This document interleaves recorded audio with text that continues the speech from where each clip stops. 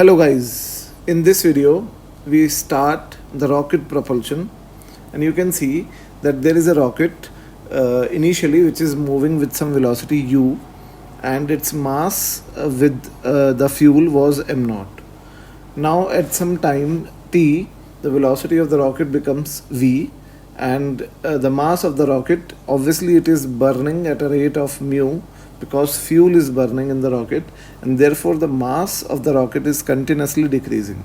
So the rate at which the mass of the rocket is decreasing is mu, and therefore at this time t, the remaining mass of the rocket is m naught minus mu t. And also the burning fuel is ejecting some exhaust gases which are exhausted at a rate of vr, which is the velocity of the exhaust gases with respect to the rocket. So this is denoted by vr, which is the relative velocity. And this is a thrust force which is acting on the rocket in upward direction. Now this thrust force is responsible to take the rocket in upward direction, and we'll study that why this thrust force acts in the upward direction. Now let us first of all examine the equation of the rocket at the time t, and let us write down the value of thrust force. Now we know the formula that thrust force is equal to v relative into mu, where mu is the rate at which the mass of the system changes. So in this case mu is negative, because in this case the mass of the system is continuously decreasing, and in this case obviously vr is in the downward direction because the gases are ejected by the rocket in the downward direction. So the thrust force would be acting in the upward direction due to the fact that thrust force would be in the opposite direction to the vr. Because this mu is negative, we can write that the thrust force is equal to minus of vr vector and magnitude of mu. So this is the correct equation, and thrust force is acting in the opposite direction of vr. Now we know that vr is in the downward direction, therefore we can conclude that the thrust force acting on this rocket is in upward direction. So the scenario says that the thrust force is acting on the rocket in the upward direction, and the gravity is acting on the rocket in the downward direction. So the net force acting on the rocket will be equal to the thrust force acting in the upward direction minus mg, where m is the mass of the rocket at some time t. So the net force is obviously equal to ma, and this thrust force is equal to vr into mu, where mu is the rate of change of mass, and I can also write the mu as dm by dt, and this is minus mg. Now I can write this a as dv by dt, and it is equal to vr divided by m into dm by dt minus g. So this dv by dt, in fact I can cancel out dt from both sides, so dv would be equal to vr into dm divided by m minus g dt. Now I can integrate both the sides, and there would be a negative sign which would appear at this step, and this negative sign shows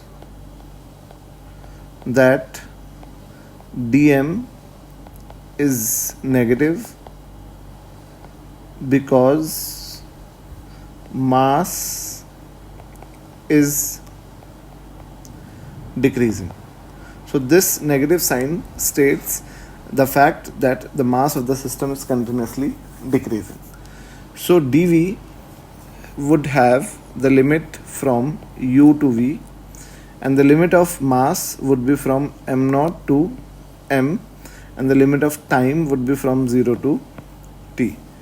So I'm writing once again the equation on this page, that dv integrated from u to v is equal to minus vr integrated from m0 to m, and this is dm by m, and this is minus g dt integrated from 0 to t. So this is v minus u is equal to minus vr into ln m, and limit from m0 to m, and minus g into t. So v minus u is equal to minus vr into ln m by m0 minus gt. So this is the equation, and I can again write it as u minus gt, and this would be plus vr ln m0 by m. I have reversed this part of the log, and I have utilized this negative sign.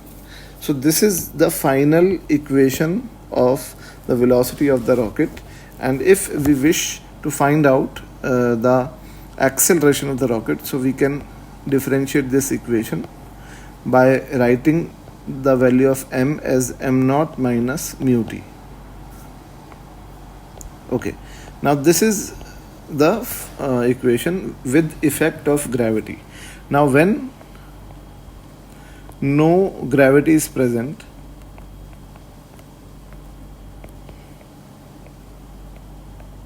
then we can ignore this gt term, and hence we can write v as u plus vr ln m0 by m.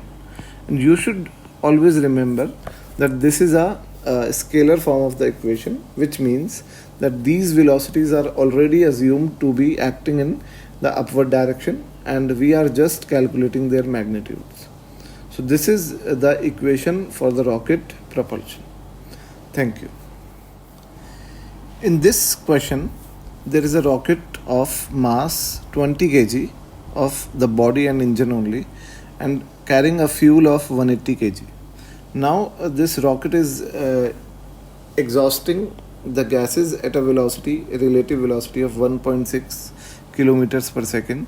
We have to calculate the minimum rate of consumption of fuel so that rocket may just rise from the ground, and also we have to calculate the maximum vertical speed gained by the rocket when the rate of consumption of the fuel was 2 kg per second and 20 kgs per second. So first of all, concentrating on the first part of the question, which says that we have to calculate the minimum rate of consumption of the fuel so that rocket may rise from the ground. So we all know that this rocket, I am drawing the rocket.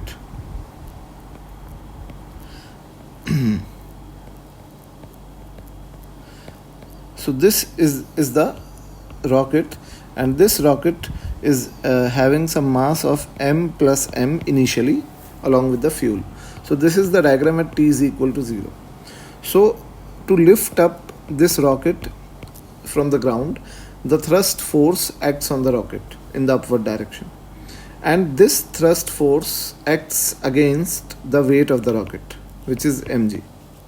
So to lift up the rocket, the minimum thrust force required, minimum thrust force to lift the rocket is should be equal to m plus mg of the rocket, and therefore this value of thrust force is v relative into mu, and this is equal to m plus m into g. Now mu should be equal to m plus m g by v relative, and therefore this m plus m is 200 and g is 10, and relative velocity, which is equal to 1.6 kilometers per second, which is 10 to the power 3 meters per second. So this is equal to 2 upon mu minimum should be equal to 2 upon 1.6, which is also 20 by 16, and you can write this 20 by 16 as 5 by 4. So the minimum value of mu which is required to lift up this rocket from the ground is 5 by 4 kilogram per second.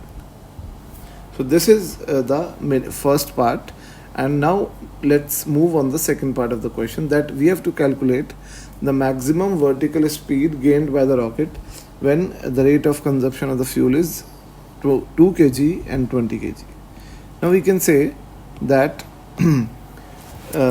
we know the equation of the rocket, that it is equal to V is U minus GT plus VR ln m0 upon m. So this U is the initial velocity of the rocket, G is the acceleration due to gravity, T is the time at which we are talking about, and VR is the relative exhaust velocity of the gases.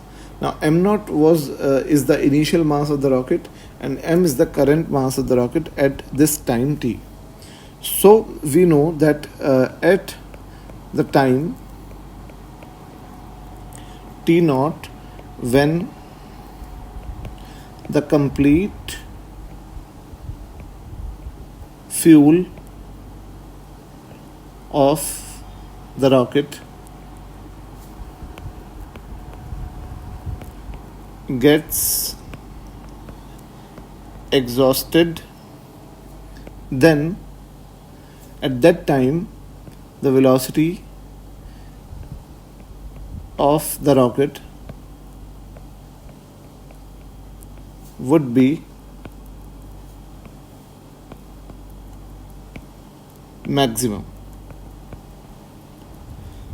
Now the time in which the complete fuel would be exhausted can be calculated by equating mu to the mass of the fuel.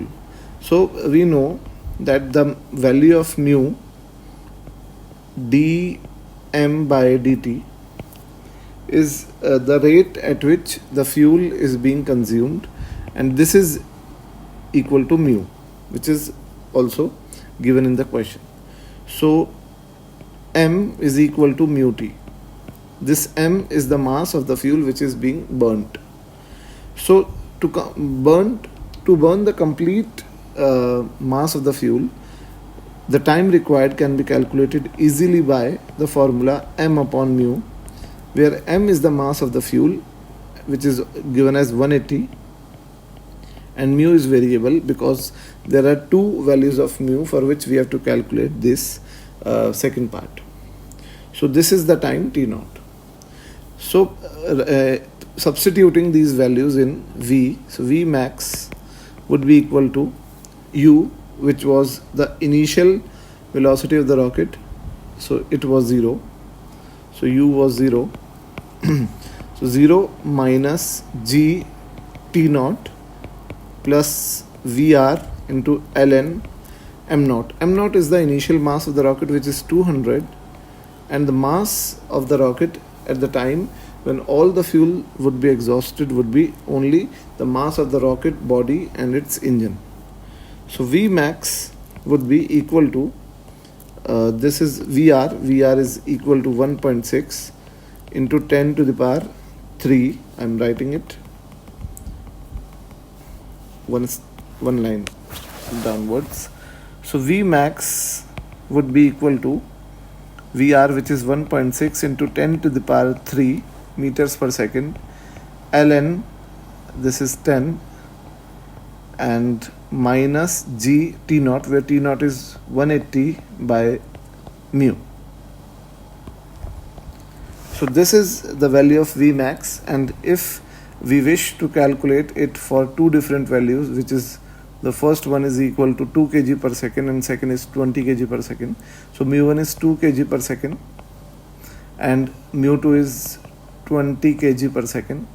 And we can substitute these values in this equation and we can find out the two different values of V max. So this was the complete solution of this question. Now let's move on the next question.